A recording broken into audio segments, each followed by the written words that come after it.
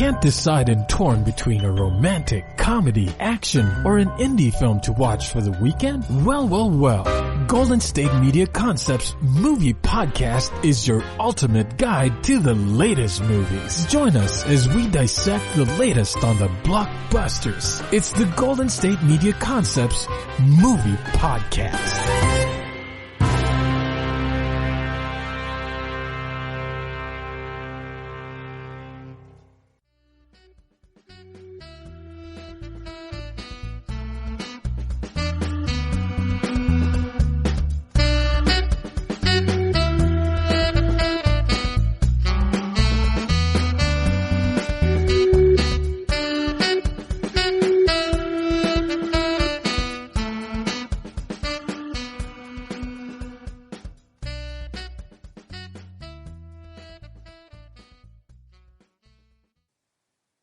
Thank you for tuning in to the GSMC Movie Podcast, brought to you by the GSMC Podcast Network. I am your host, Elizabeth Aaron. I hope you're enjoying your summer. One of my favorite memories from when I was a kid was going with my family to the drive-in on a hot summer night. It was so fun being in my pajamas in the car, and it seems while we're sheltering in place, drive-in movie theaters are making a bit of a comeback. That's a great way to see movies safely, not to mention some crowds of people. So time to check it out. So today we will be covering movies with women's stories. I decided to focus on this because recently I've seen so many great films with strong women leads. And coincidentally, these are all independent films. I actually had a hard time choosing which to cover. If you want to better understand what women deal with, what they experience, what makes them tick, and how they grapple with relationships, stay tuned. First up, I'll be reviewing the Canadian movie Paper Year, which follows a woman in her first year of marriage, and it stars Andie MacDowell. In the second segment of the show, I'll look at another Canadian movie. This one is called The Body Remembers When the World Breaks Open. It's a fascinating slice of life that touches on big life themes. In the third segment of the show, I'll be talking about the independent film Dumplin, which stars Jennifer Aniston and explores the theme of body image.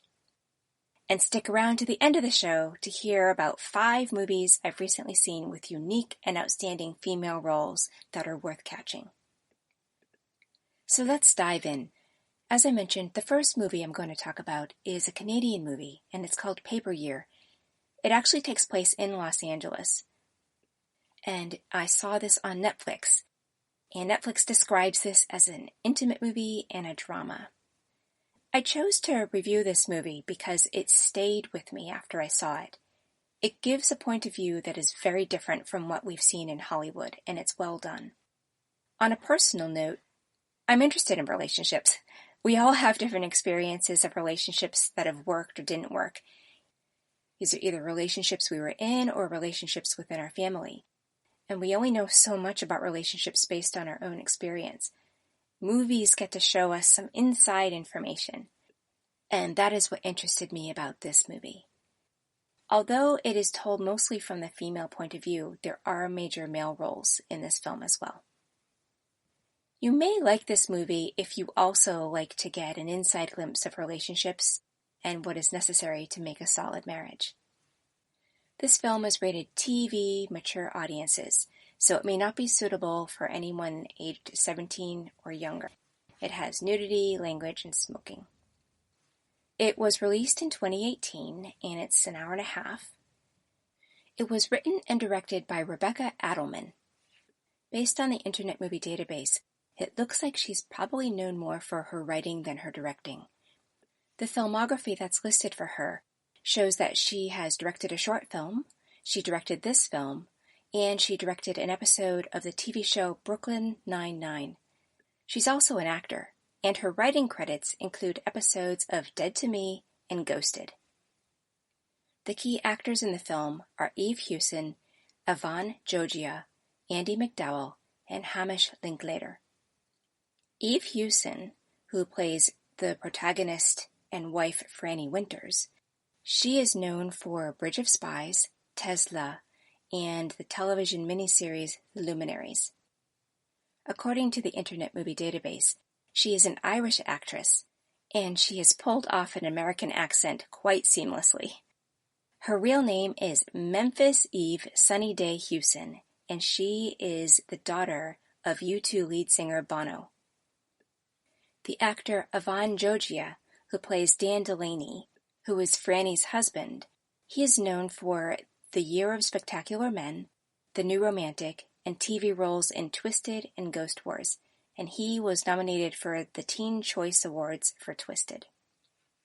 Andie MacDowell plays Franny's mother, Joanne Winters.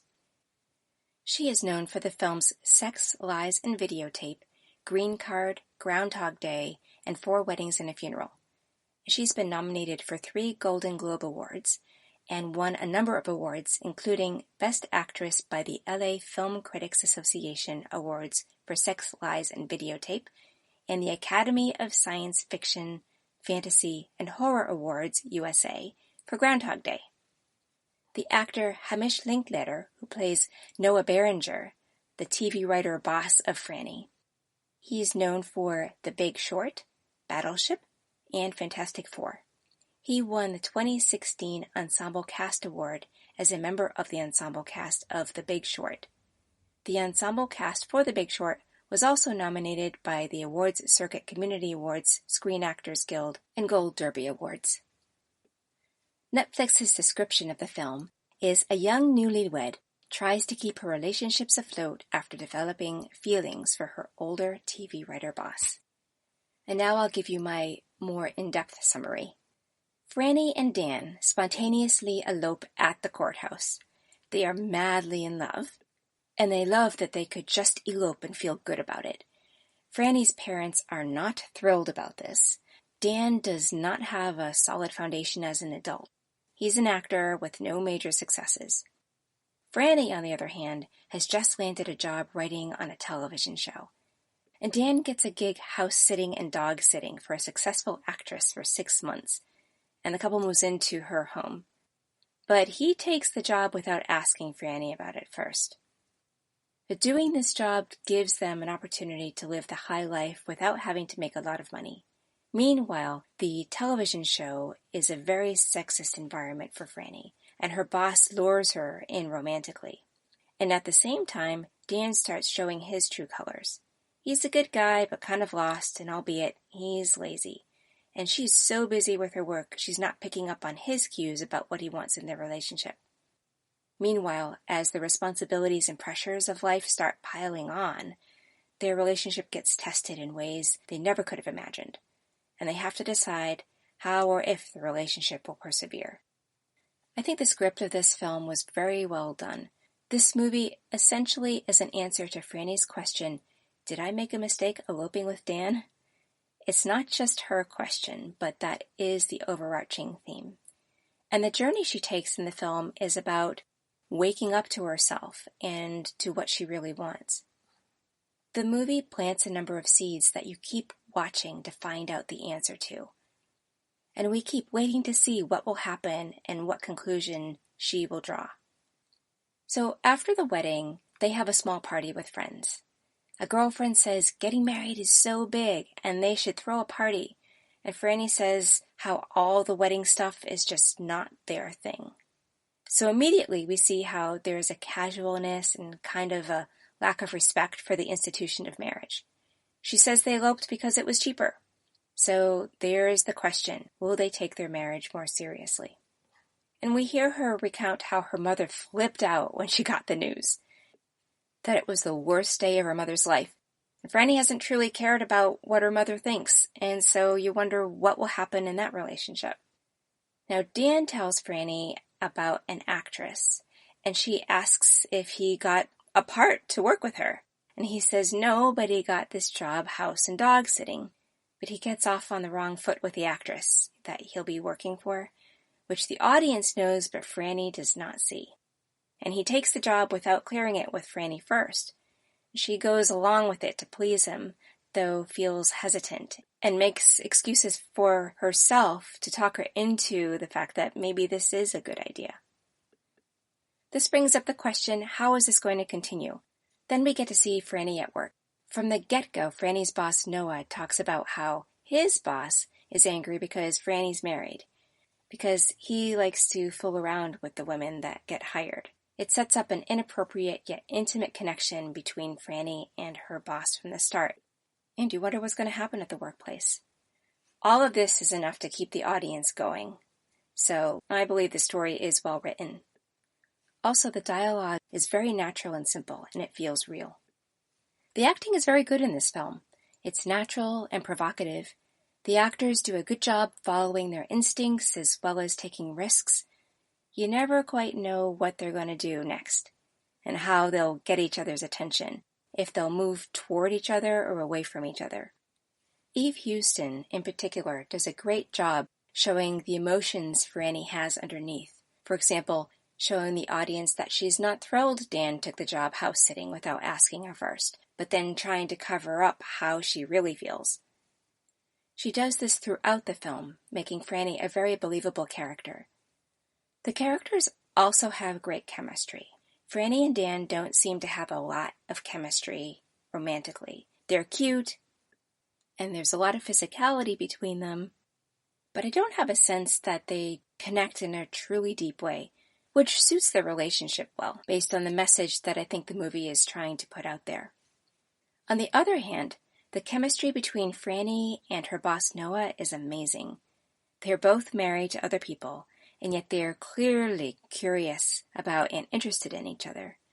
They're really fun to watch, yet you have this sense that you want them to be true grown-ups because it looks like there's a potential for a disaster to happen.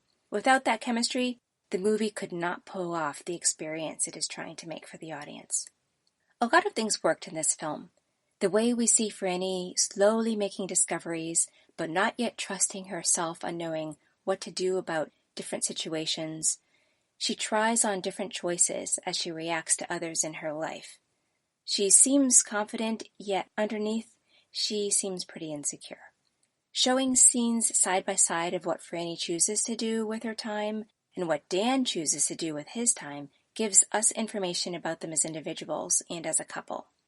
This film also makes it seem like these characters have real lives, that this is real life. They have separate work, separate friends, separate schedules. The magic happens when the audience gets to see the inside information.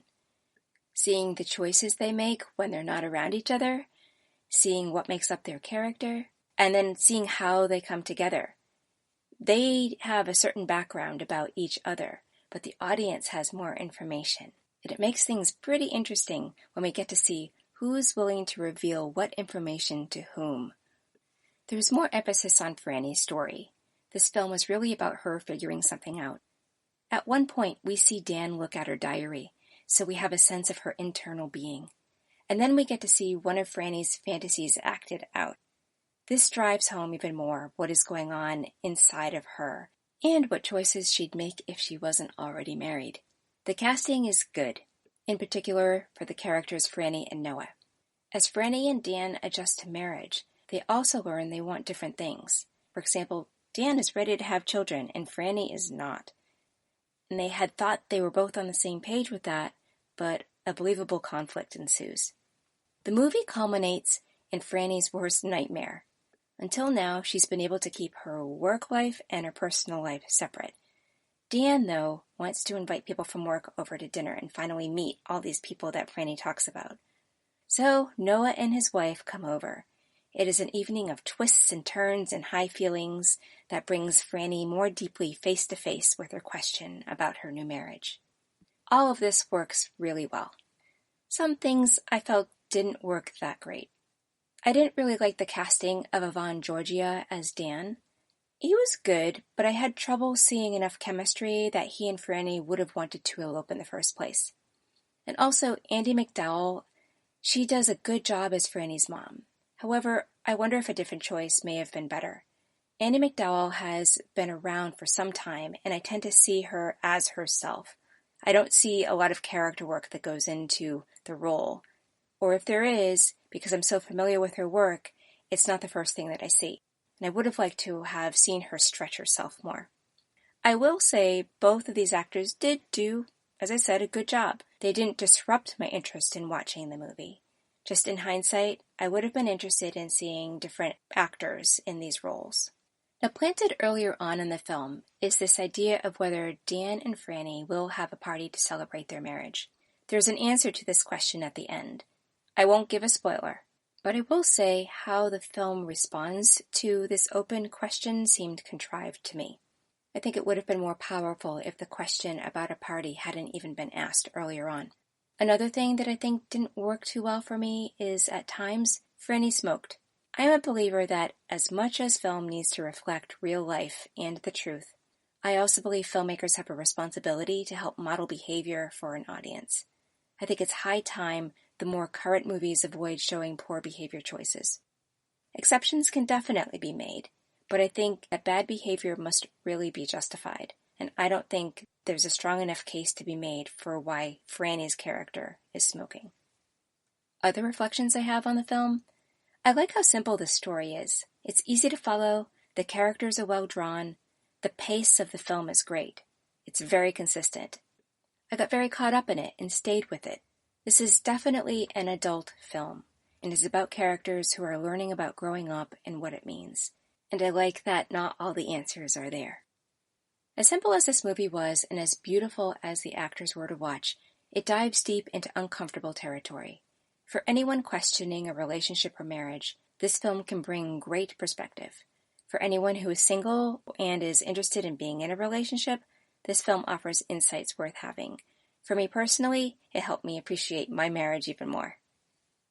I like how the story and the characters developed. You get to learn more and more about them in a subtle way, and by the end of the movie, because you understand the characters more fully, you understand why the film ended the way it did. This movie included some scenes that made me squirm and feel emotionally uncomfortable. Would I want it any other way? No. The film couldn't succeed without that, I don't think. Yet, I didn't like how it made me feel, so something to keep in mind. On a scale of 1 to 10, 10 being absolutely fantastic, I'd give this one a 7, maybe an 8. It was very well done. Now stay tuned for the next segment of the show, when I'll be looking at the movie The Body Remembers When the World Breaks Open. We'll start in after the break.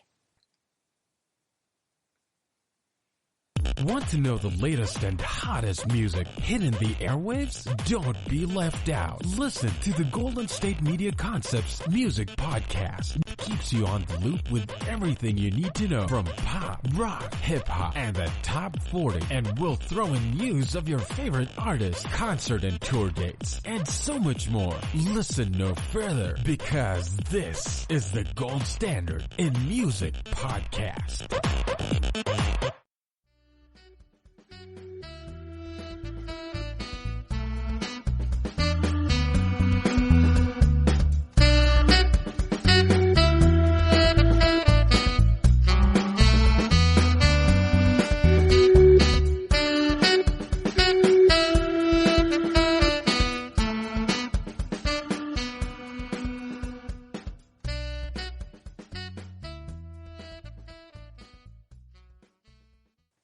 Welcome to the second segment of the show. In the last segment, I talked about the movie Paper Year. I'm now going to discuss the Canadian movie The Body Remembers When the World Broke Open. I'm really excited to look at this movie. It took me by surprise. It seems to me to be the kind of movie that's easy to overlook when you're on Netflix. It might even be the kind of movie that wouldn't show up in your queue, but it is well worth the watch. So again, the title is The Body Remembers When the World Broke Open. It's a drama, and it's described as a social issues drama. When I watched this movie, I knew nothing about it. But then when I looked it up and saw that it had 12 nominations and 12 wins, I was not surprised. It was the Grand Prix winner at the Montreal Festival of New Cinema, the Online Film Critics Society Awards Best Non-Theatrical Release, the Toronto Film Critics Association Awards Rogers Award for Best Canadian Film, Vancouver Film Critics Circle Best Canadian Film and Best Director in a Canadian Film, and the Vancouver International Film Festival, British Columbia Emerging Filmmaker Award and Best British Columbian Film. I chose to review this movie because I think, especially for women, it's an important one. I've never seen a film quite like it. It skillfully weaves together major themes about women and how they move through life based on their socioeconomic circumstances, their relationships with men, impacts of culture, control over their bodies, and decisions about bringing children into the world. On a personal note, what I deeply appreciate about this movie is how much you are a fly on the wall, listening in to the two main characters. It helped me understand my own feelings about these areas of struggle. You may like this movie if you're interested in what motivates women to make the choices that they make. This movie is rated TVMA, so that's for mature audiences. It means that there's definitely adult topics here, and it may not be suitable for people who are 17 and younger. It was released in November of 2019. It's an hour and 45 minutes long. And the credit for writer and director together goes to two people, Kathleen Hepburn and Elle Maajia Tailfeathers. The key actors are Violet Nelson, Elle Maajia Tailfeathers, Charlie Hanna, and Barbara Eve Harris. The director Kathleen Hepburn has directed several short films and the feature Never Steady, Never Still. And that was before directing this film. She's also a writer and has a lot of experience behind the camera. As for the actors, Elle Maajia Tailfeathers, who plays the character Aliyah, is also known as a writer, director, producer, and actor. She is both Blackfoot from the Kainai First Nation as well as Sami from Norway. She has a large number of nominations and wins for the movie and past movies. For this film, she won the Canadian Screen Awards for Achievement in Direction, Original Screenplay, and she was nominated for performance by an actress in a leading role. The actress Violet Nelson, who plays the other lead character, Rosie, well, this was her first major role that is listed in the Internet Movie Database. Since this film, she's appeared in the TV series The Twilight Zone, a short film, and a feature called Night Raiders that is in post-production. So this film, it seems, has really launched her career. And she was nominated for Performance by an Actress in a Leading Role by the Canadian Screen Awards, and she won Best Actress in a Canadian Film by the Vancouver Film Critics Circle. There are two other characters who are more in supporting roles. There is Charlie Hanna, who plays Kat, and this film was her first major role as an actor. And the other actor in the film, who plays the character Sophie, her name is Barbara Eve Harris, and she has a long history of parts on television and has been in such shows as The West Wing, Providence, Private Practice, Boston Legal, How to Get Away with Murder, and Sharp Objects.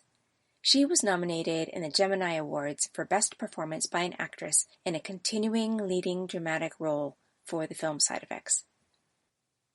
So what Netflix says about this film is, after a traumatic event, two Indigenous women in Vancouver are brought together and form a deep bond despite leading different lives. I think this gives a really good overview. This is a story about these two women whose paths cross, and they become involved in each other's lives for an afternoon. Aliyah finds the young, pregnant Rosie barefoot in the rain on the street, crying, and she's getting threatened by her abusive partner. Rosie is paralyzed with fear, and Aliyah feels that it's the right thing to do to help her out. She brings Rosie home with her to safety, and they figure out what's next in Rosie's best interest. The acting in this film was terrific. I know from my own experience as an actor that an actor can do their best work when they're not rushed, when they can go from moment to moment and feel their way through what is happening. This film allowed the actors to have that space. I'm curious if this has to do with the fact that both characters are Indigenous, though from different places, with the idea that Indigenous tribes may have a different sense of time, or the fact that this is a Canadian film, or perhaps neither, but the fact that these actors had no time pressure worked to their advantage. They were also able to really listen to each other and answer each other. Each piece of dialogue another step forward while creating a bath of emotion for the viewers to experience along with the actors. The writing of the script is also great. It's very spare. There's actually not much dialogue. There's a lot more action. And when you think about it, that is probably how most of us live our lives. Most people spend much more time doing things and thinking about things than interacting and speaking. The dialogue is spare and as a result tells us a lot about each character. What they say carries a lot of weight as we wait for the nuggets of information that become revealed. There's also a carefulness and preciseness in which the actions are done, and it seems even small things may have been noted in the script unless a lot of trust was given to the actors to do what their instincts suggested. A lot of things worked in this film. For starters, the opening worked. It juxtaposes the two main characters and their stories next to each other. It shows pregnant Rosie in an apartment where, in the other room, a man is violent and swearing, while Aaliyah is at the doctor's office getting contraception implanted. Right away, we see their ideas about having children are different. That sets up the characters and some of their values for the rest of the film. This film is slow and deliberate. It gives the viewer a lot of time to take in what is happening, also to process the feelings around it, and it's unusual for there to be such long, quiet pauses. I welcomed it though. In our fast-paced world, it was refreshing to remember what a normal pace of life could look like, and how with a normal pace of life, there is much more time to process in the moment. Also, even though this movie is slow, everything that happens, every piece of dialogue, provides a nugget of new information.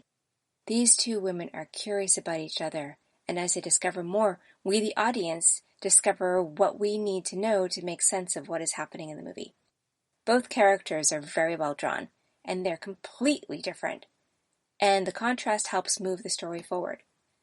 We also get to see what each character is doing when the other isn't looking. This provides a lot of information about their motivations, their character, and what they want. For example, Rosie at one point goes into Aaliyah's bathroom and she looks in the medicine cabinet. We know she's snooping for something, and it tells us that maybe Aaliyah should not be so trusting of her. And Aaliyah, who seems more transparent than Rosie, we see, in fact, that she is not that trusting of Rosie.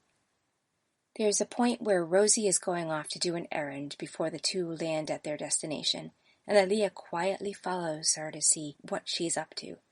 So we see each person do what they need to do. And in this way, we come to care about both characters. Now, a couple of things I thought didn't work great. Although I appreciated the quiet and long drawn-out moments, sometimes they felt too long. They felt longer than real time, and I didn't think that always worked. Early on in the film, Aaliyah gives Rosie some dry clothes because Rosie had been standing out in the rain. They are Aaliyah's boyfriend's clothes. Now, neither says anything about how Rosie is going to get those clothes back to Aaliyah. This may have been on purpose, to have something unspoken continue to hang in the air. The fact is, though, that this unresolved information distracted me from what was actually happening. It would have been nice to have had some closure about that. Some other reflections. As mentioned before, this film brings out some big issues. I like that it provides social commentary through story. From the opening, it brings into focus that women's bodies are made to reproduce. One character is pregnant and the other is trying to prevent pregnancy. This touches on the level of control women aim to have over their body and how seriously they take bringing another being into the world. Another theme is domestic violence. Rosie is being abused by her boyfriend. Meanwhile, Aaliyah lives with her boyfriend and they seem to have a caring, committed relationship. The fact that they live in two very different worlds says a lot about who they are, how they care about themselves, and the kind of people who are in their lives. I don't want to spoil it, but Aaliyah does try to help Rosie understand that she has a choice about whether to return to her boyfriend. Race is another concern. Both women are indigenous, yet they come from different tribes, and they have to choose to move through the world differently. Likely, they're influenced by their background. So many indigenous people have been marginalized that they are constantly in survival mode, and this plays out to an extent here. And based on race, Their economic circumstances are quite different. Aaliyah clearly appears to be a professional. She is educated, she knows about birth control and takes care of herself, she knows how to find help for Rosie, and she has a mother instinct that kicks in. Rosie seems dependent on her boyfriend and his mother. She seems poor, and she doesn't have a professional appearance.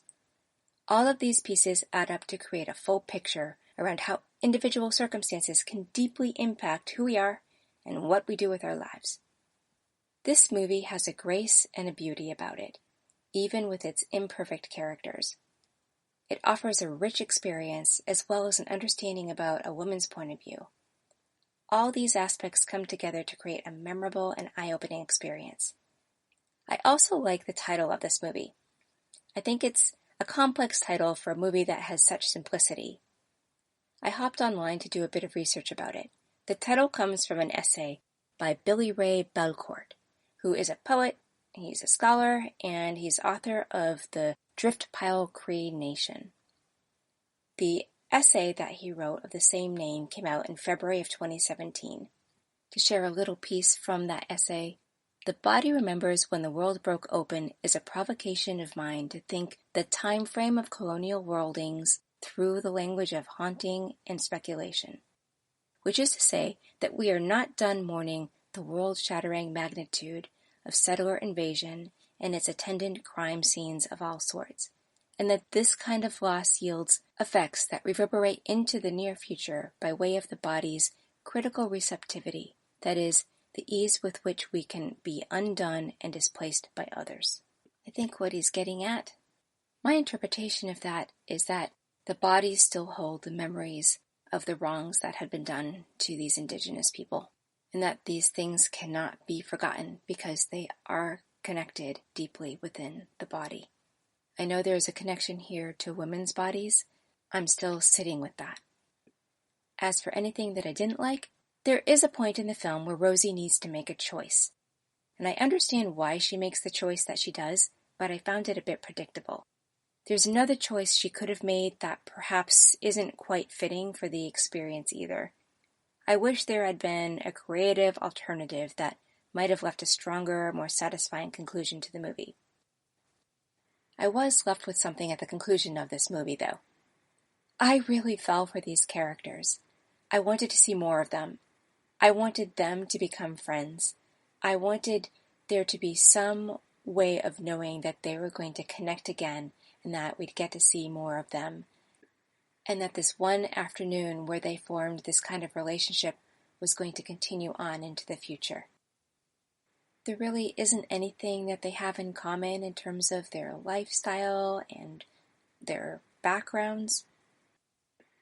There's nothing to bond them other than this experience of their lives coming together for a few hours and one person really caring about the other person.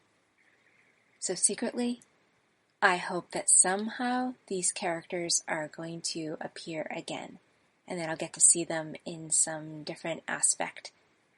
That would really be satisfying.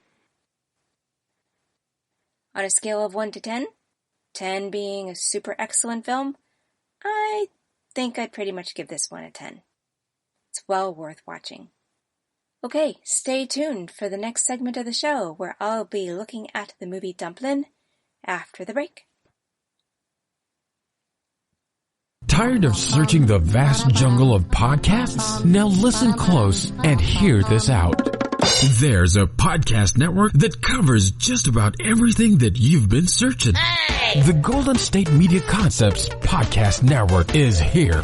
Nothing less than a podcast bliss with endless hours of podcast coverage. From news, sports, music, fashion, cooking, entertainment, fantasy, football, and so much more. So stop lurking around and go straight out to the Golden State Media Concepts Podcast Network. Guaranteed to fill that podcast itch. Whatever it may be. Visit us at www.gsmcpodcast.com. Follow us on Facebook and Twitter and download us on iTunes, SoundCloud, and Google Play.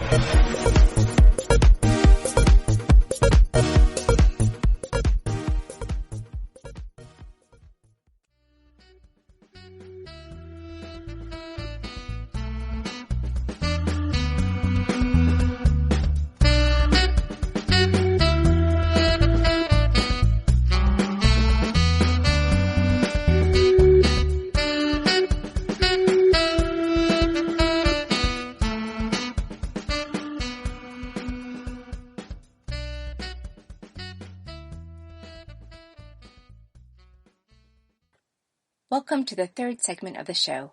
In the last segment, I talked about the movie The Body Remembers When the World Broke Open. It's now time for a bit of comic relief, and I'm going to discuss the movie Dumplin. Dumplin is based on the novel by Julie Murphy, and it's considered a comedy and a drama. And it's described as heartfelt and inspiring. This is an independent film that I saw on Netflix. And here's a summary that the Internet Movie Database gave about the film. To prove a point about measuring up and fitting in, Texas teen Willadine Dixon enters a local beauty pageant run by her ex-beauty queen mom. I think that gives a pretty good and accurate overview of what the film is about. This movie really surprised me, and I guess it goes back to the saying you can't judge a book by its cover.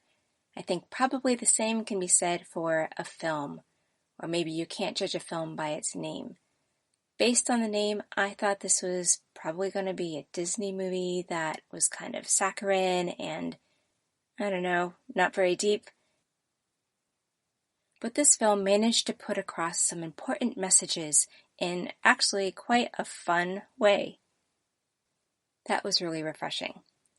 You may like this movie if you are dealing with body image issues, or if you want to relate to someone who may have those issues, and of course, if you just like Jennifer Aniston. I'm a fan. But there's also a lot of other great acting in this film. So the film is rated PG-13. It came out in 2018. It's a little bit longer. It's an hour and 50 minutes.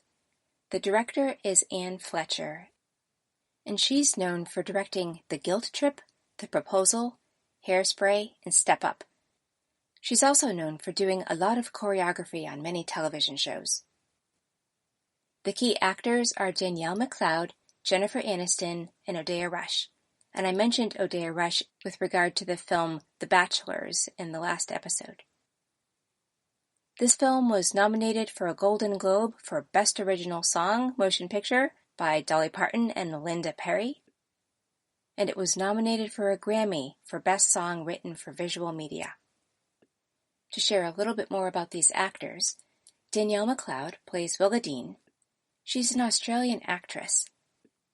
She won the Screen Australia Breakthrough Award in 2017 as part of the Australians in Film Awards, and she was called a Variety 10 Actors to Watch in 2017 through the Hamptons International Film Festival.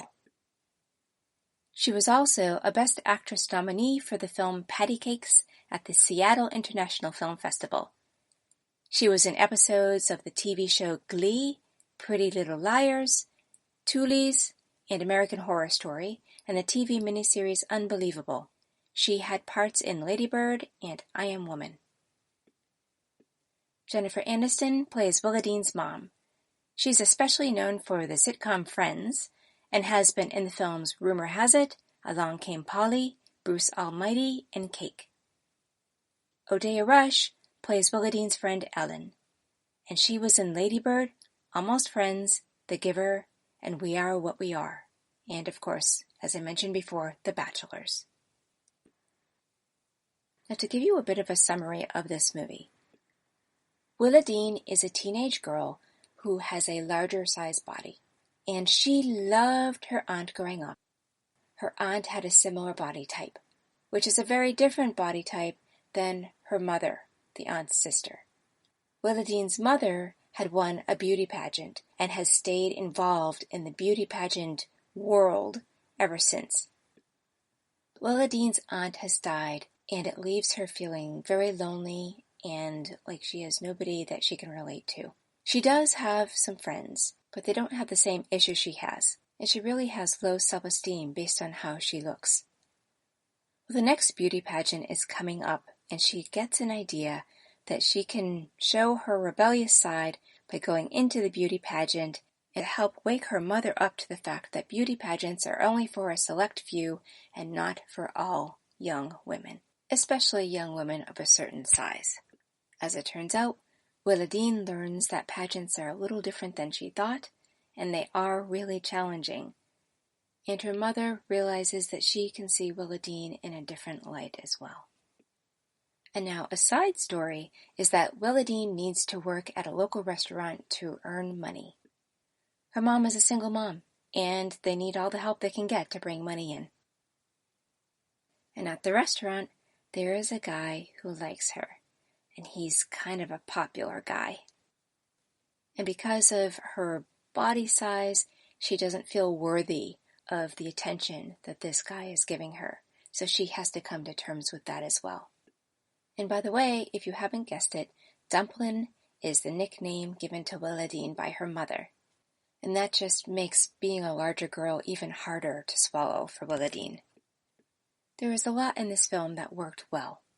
All of the classmates that join in on doing the pageant with Willadine each have something that reflects on Willadine and her attitude.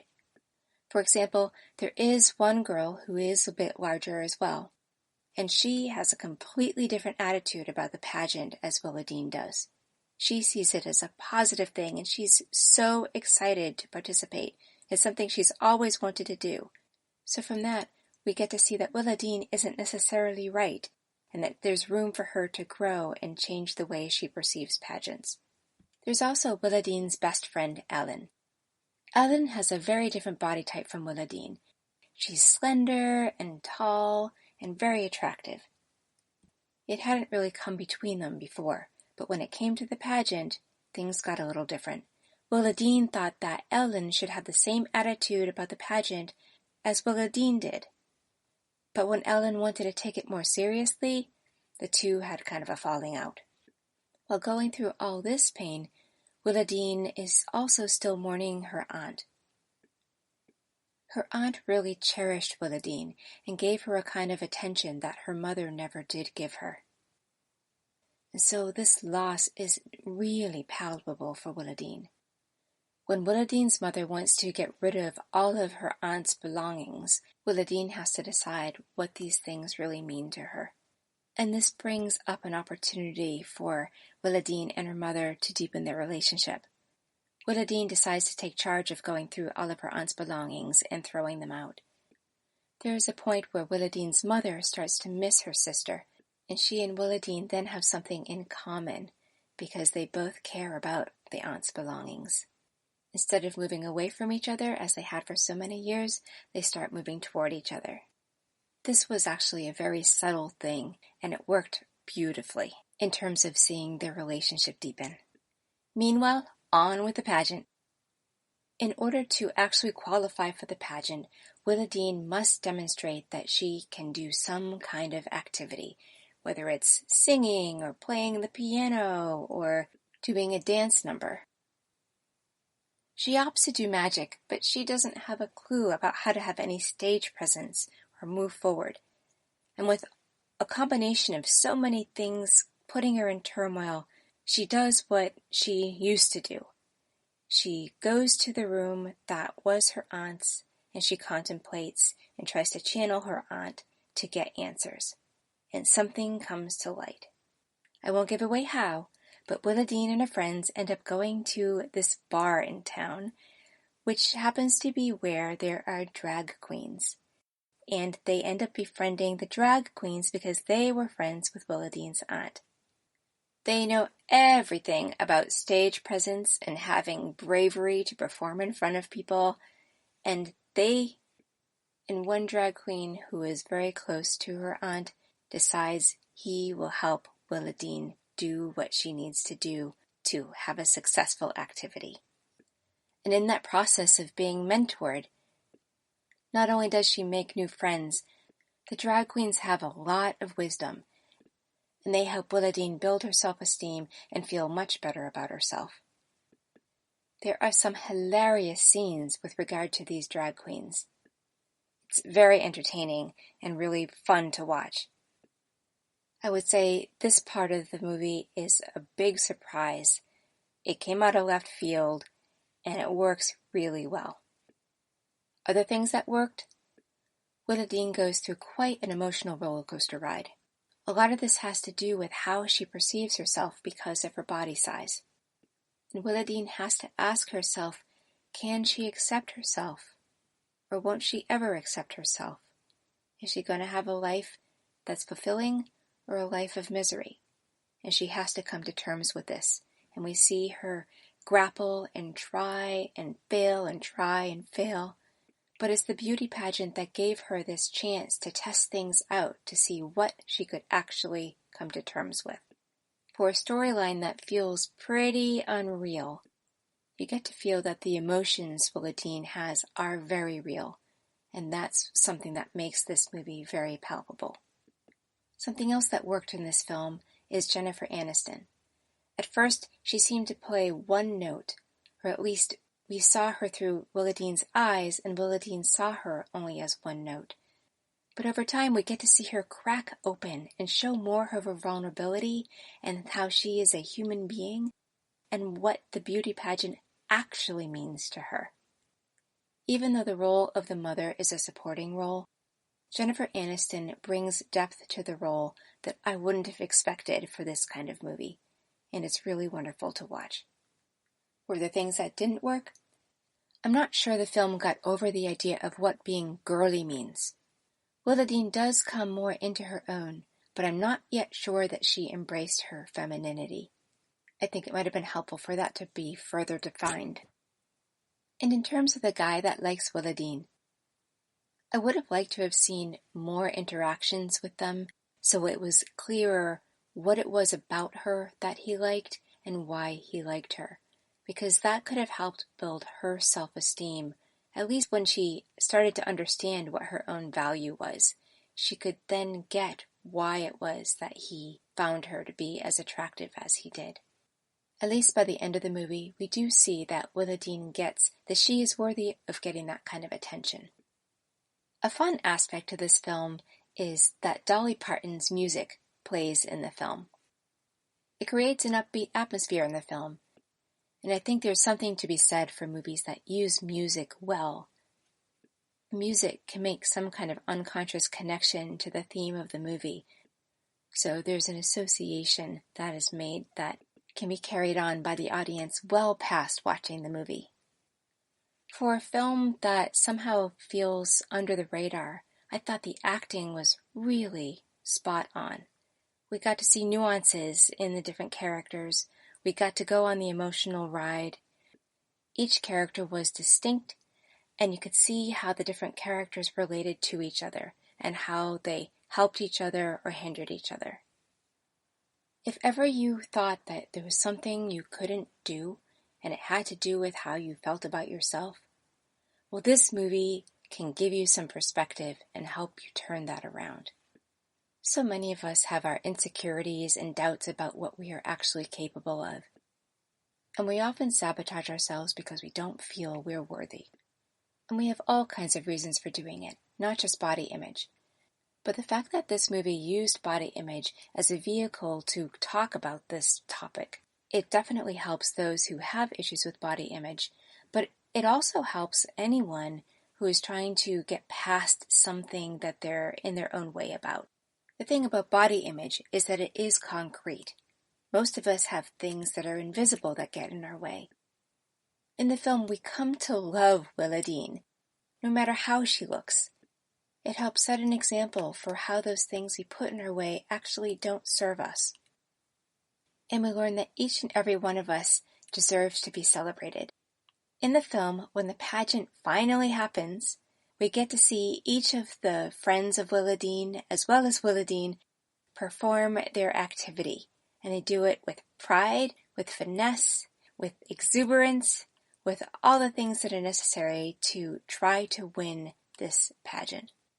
It turns into this big celebration of who we are and why we do what we do. And through it all of the friends seem to understand each other better. They've gone through something together. And Willadine and her mother now have something in common. They have both been in a beauty pageant. And they both have an understanding of everything that is involved. And now they have a better understanding of each other and a newfound appreciation, I think. And this is so important for Willadine right now as she still is mourning her aunt. There's a flavor of this movie that reminds me a little bit of the movie Legally Blonde with Reese Witherspoon. There's a celebration of femininity, there's a celebration of movement and music, of beauty and being the best you can be, and understanding that there's really no place for self-doubt as long as you keep taking action and moving forward and accomplishing things. I really enjoyed how this movie turned this potentially negative issue into something that becomes a celebration. Would I recommend this movie? On a scale of 1 to 10, 10 being excellent, I would give it an 8, a 7 or 8. It's definitely worth seeing, especially if you're a young woman. And this has the potential to be a really fun date film. Stay tuned for the final segment of the show to hear about 5 movies I've recently seen with unique and outstanding female roles that are worth catching.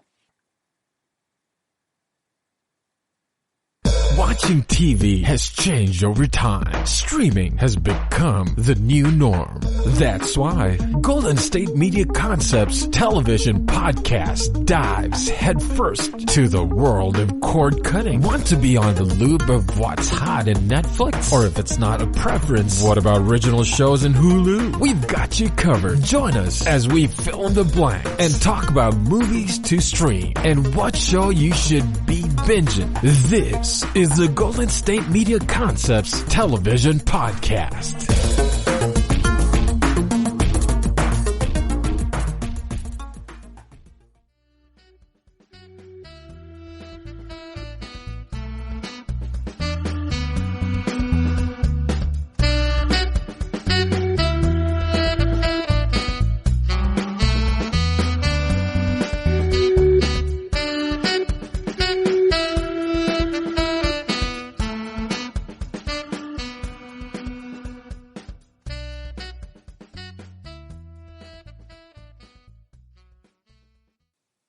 Welcome to the final segment of the show. In the prior segment, I looked at the movie Dumplin.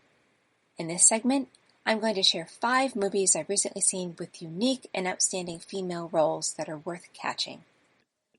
I chose these films first and foremost because the female leads in these films really stood out to me.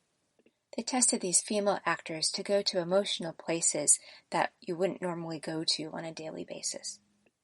And I'm not completely sure why, but I do have this sense that there's more creativity and flexibility in roles for women today. I think there are more scripts out there with untraditional roles for women. And in the case of the films that I'm going to be talking about, all of the female lead actors rose to the occasion. They took risks, they went deep, they tried on new things. I hope you'll appreciate as much as I do the ability to live through the experiences that they're portraying vicariously. On a personal note, because I'm also a female actor, I know the women in these films worked really hard to portray the characters that they did at the level that they did. Acting is really hard work, and when you have to go inside yourself and find a part of yourself that is not a part that you normally express or that is part of your day-to-day comfort zone, you're really pushing your emotional boundaries, not to mention also physical boundaries and mental boundaries, and also the idea of living inside someone else's skin can feel very uncomfortable. So let's get to the movies. The first movie on my list is called Horse Girl. This is a drama that came out this year. It's described as mind-bending, offbeat, and heartfelt. This film is rated R. It's an hour and 44 minutes long, and I saw it on Netflix. I really didn't know what to make of this film on first glance, but I got caught up in it, and I'll explain more in a minute. So this film was written and directed by Jeff Baena. He has written and directed the films The Little Hours, Life After Beth, Joshi, and I Heart Huckabees. He's pretty much focused on his own work. He hasn't directed films written by others. He's had 9 nominations for his movies at festivals, including Sundance, Edinburgh International Film Festival, and the American Film Fest. I remember when I Heart Huckabees came out, I didn't like the film at all.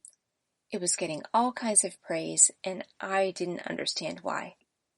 I couldn't relate to it. I felt a bit differently about this film, and I'll explain that in a minute.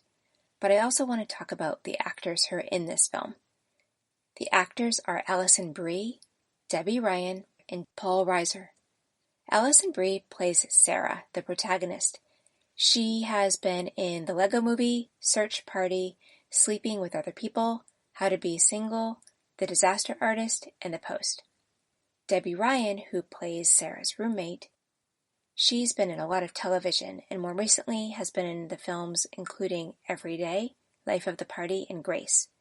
Paul Reiser plays Sarah's father. He's especially known for the TV sitcom Mad About You and a lot of television, and he's also been in other films. These include Whiplash, Funny People, Beverly Hills Cop, and Diner. Then Molly Shannon is in the film, and she plays Sarah's co-worker. Molly Shannon was part of the repertory company on Saturday Night Live from 1995 to 2001, and she's been in TV shows such as Seinfeld and Enlightened. Her movies include Other People, The Little Hours, and Sextuplets. Netflix describes the film as a sweet misfit with a fondness for crafts, horses, and supernatural crime shows finds her increasingly lucid dreams trickling into her waking life. Now, this film is conceptual and off the beaten path. And I would say I Heart Huckabees, Jeff Baina's other film, had a similar quality, but it worked much better with this film, I believe. And that is in part due to the fantastic job done by Alison Brie acting in the lead role here.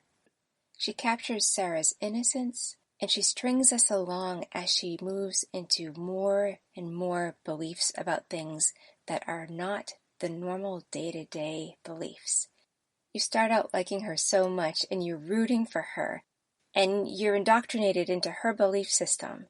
But as time goes by, some of the things that she's into, they might make sense, but they might not make sense, and you're not sure if you're in reality or not, or her reality. Is she crazy? Isn't she? What's really going on? So there's this game that is constantly being played where, as an audience member, you're checking yourself to see if you're going down the right path and if you'll be losing your sense of reality. Alison Brie is so convincing about what it is that she believes that she is experiencing that the audience gets to go down this slippery slope, and it's just a really fun ride. So check this movie out and enjoy the amazing experience that Alison Brie has created for us. The second film on my list is called The Half of It. This is rated PG-13. It was released this year. It's an hour and 45 minutes long, and it won an award. At the Tribeca Film Festival, it got the award for Best Narrative Feature. This film was written and directed by Alice Wu. Before this film, she wrote and directed Saving Face. Saving Face won the San Diego Asian Film Festival Visionary Award and the San Francisco International Asian American Film Festival Audience Award for Best Narrative. The key actors are Leah Lewis, Daniel Diemer, and Alexis Lemire. Leah Lewis plays Ellie Chu. Lewis has had 4 nominations for Best Actress, Best Performance for various roles. She's been in a lot of television, including Sing It, Charmed, and Nancy Drew. Daniel Diemer plays Paul Munsky. Diemer has been in quite a bit of television, including Man in the High Castle and Sacred Lies. And Alexis Lemire plays Aster Flores. She has been in a number of television movies, including Truth or Dare and The Art of Murder. Netflix's summary of this film is, when a smart but cash-strapped teen, Ellie Chu, agrees to write a love letter for a jock, she doesn't expect to become his friend or fall for his crush. This film has been called heartfelt, quirky, and feel-good, and it falls in the genres of LGBTQ movies, teen movies, and comedies. So Leah Lewis is in almost every scene in this film. She does an amazing job. She maintains specific characteristics about the character that she's playing. I won't go into the setup, but there is a love triangle in this film, and Leah Lewis does a great job keeping the secret of where her love really lies. She keeps you guessing, and her character smarts keep you guessing as to whether her emotional life is going to catch up to her intellectual life. All of the actors do a great job in this movie, but she actually carries it. There are tender moments, bittersweet moments. She plays a whole range of feelings. And even though this is kind of a coming-of-age movie, the feelings that it explores are universal. The third film on the list is called Carrie Pilby. This is described as a quirky, feel-good movie, and it's based on a book. It is both dramatic and comedic. It's rated TV mature audiences, so it's probably not for anyone 17 years or younger. It was released in 2016. It's now on Netflix. It received 2 nominations and 1 win. The win was for the Best U.S. Feature at the Gasparilla International Film Festival. The director of the film is Susan Johnson. She's directed a number of short films and the feature To All the Boys I've Loved Before. She produced films like Eye of the Dolphin, Beneath the Blue, and Eye of the Hurricane. The key actors on this film are Belle Powley, Nathan Lane, and Gabriel Byrne. Belle Powley, who plays Carrie, is an English actor, and she's also known for Diary of a Teenage Girl and A Royal Night Out, and has had appearances on the TV series The Morning Show. Nathan Lane plays Dr. Petrov. He was in The Producers, Swing Vote, Mirror Mirror, and The English Teacher. He has 30 nominations and 9 wins. He won a Daytime Emmy for Outstanding Performer in an Animated Program for the animation Teacher's Pet, and a DVD Exclusive Award for Best Animated Character Performance for the voice in The Lion King 1.5. Gabriel Byrne plays Mr. Pilby. He is Carrie's father, and he won a Golden Globe for Best Performance by an Actor in a Television Series, Drama, for In Treatment. He's been in Excalibur, Lionheart, Julia and Julia, The Unusual Suspects, Ghost Ship, and Vanity Fair, and also he's had many television appearances. This film tells the story of Carrie Pilby. She plays another smart girl, and she's so smart, but she does not have the social graces that she feels she needs to get by in life. She's much happier as an introvert and not connecting with people. And this film challenges her in this role to connect, to find her way, and to come to terms with her relationship with her father. To do this, she sees a therapist, played by Nathan Lane, and she continues to test the waters around what it means to date someone and what her values are. Belle Powley carries this film as Carrie has her quirkiness and her stubbornness, and we grow to love her. And it's hard to watch her fumble through life as she figures things out for herself and finds her way. And I love how she gets to play with these 2 older male actors who have been around the block. They're great for her to work off of, and she has a clear chemistry with them. Moving on to film number 4, it's the film Outside In. This is labeled as intimate. It's a drama. It's rated TV, mature audiences, so not suitable for anyone under 17. It was released in 2018, and it's about an hour and 50 minutes long, and you can see it on Netflix. It was directed and co-written by Lynn Sheridan. Jay Duplass was the co-writer, and he stars in the film. So the actors are Jay Duplass, Edie Falco, and Caitlin Dever. Jay Duplass is Chris. Jay Duplass plays Chris.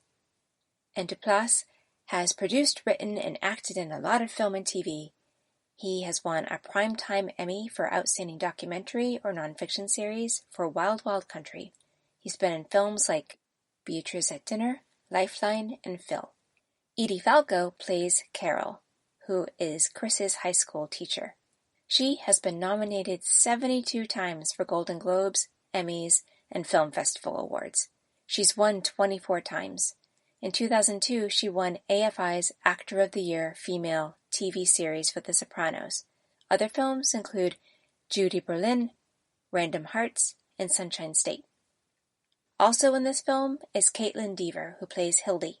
She's been in TV shows like Private Practice, The Mentalist, and Curb Your Enthusiasm, and she was in the movies J. Edgar, The Spectacular Now, and Booksmart. The Internet Movie Database's description of this film is an ex-con struggling to readjust to life in his small town forms an intense bond with his former high school teacher. I just love Edie Falco in this film. She has been mentoring Chris as he gets out of prison. She has been the main person who has believed in him, and feelings have developed between her and Chris. Meanwhile, Edie's character Carol is married, and she's also a parent. She has to navigate the waters of where her loyalties truly lie. She goes about it in a thoughtful, pretty mature way, and I just loved watching all the ruminations and the way she worked out for herself what she wanted to do. There's a level of vulnerability with her connection to Chris that comes alive, and it takes courage to show that part of yourself even if you're acting it out. And it's interesting that age is a factor here, because not only is she older than Chris, but she was his teacher. She was an authority figure, and while she's not that anymore, she has to grapple with this. There are definitely some uncomfortable moments in this film, but it's really fun to watch. Now, for the last film on my list is the film Lady Driver. The descriptor label for this is sport. It is a drama. It's rated PG. It came out in 2019. It's about an hour and 45 minutes long, and you can see it on Netflix. The director is Jean-Paul Piccinino, and he's been known for directing episodes of 6 Feet Under, superhero vlogs, and Heroes with Issues. He's also been a stuntman, writer, and producer. The key actors in the film are Grace Van Dien, Sean Patrick Flannery, and Christina Moore. Grace Van Dien plays Elle Lansing, and Van Dien is known for the TV series The Village and the films Charlie Says and Riding Faith. Sean Patrick Flannery plays Elle's uncle, Tim Lansing, and he's been in the films Sinners and Saints, Insight, Trafficked, and American Fighter. Christina Moore plays Jessie Lansing Dixon. She is Ellie's mom.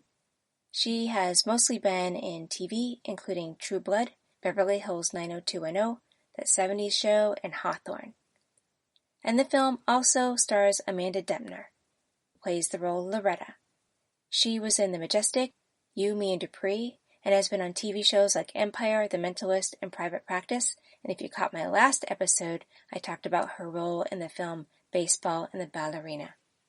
The summary provided by the Internet Movie Database says, when a rebellious teen embarks on a solo summer journey to connect with her roots, she finds herself in a new world, geared up for the ride of her life, and discovers she has the drive in her all along. This was kind of a formulaic film. Grace Van Dien falls into the sport of dirt track racing. And that is a tough sport to do. So it was really fun watching her driving, watching her work to beat out the competition if she could. But in contrast, we got to see her play a more vulnerable side as she got to know her uncle. They had been estranged in her family. This is definitely a film that shows a woman finding herself, finding her power, and learning that the way she used to behave as a rebellious teen may not always work. There are a lot of ups and downs in this film, and it's just fun to watch. I hope you enjoyed hearing about the movies Paper Year, The Body Remembers When the World Broke Open, and Dumplin, as well as the 5 movies I've recently seen with unique and outstanding female roles that are worth catching. I hope these lead female roles inspire you as much as they have me. Thank you for listening to the GSMC Movie Podcast, brought to you by the GSMC Podcast Network. I would like to ask you to please remember to subscribe to the show and write a nice review that really helps us. Also, if you can please follow us on Facebook, Twitter, and Instagram. Thank you, and have a good night. You've been listening to the Golden State Media Concepts Movie Podcast, part of the Golden State Media Concepts Podcast Network. You can find this show and others like it at www.gsmcpodcast.com. Download our podcast on iTunes, Stitcher, SoundCloud, and Google Play. Just type in GSMC to find all the shows from the Golden State Media Concepts Podcast Network, from movies to to music, from sports to entertainment, and even weird news. You can also follow us on Twitter and on Facebook. Thank you, and we hope you have enjoyed today's program.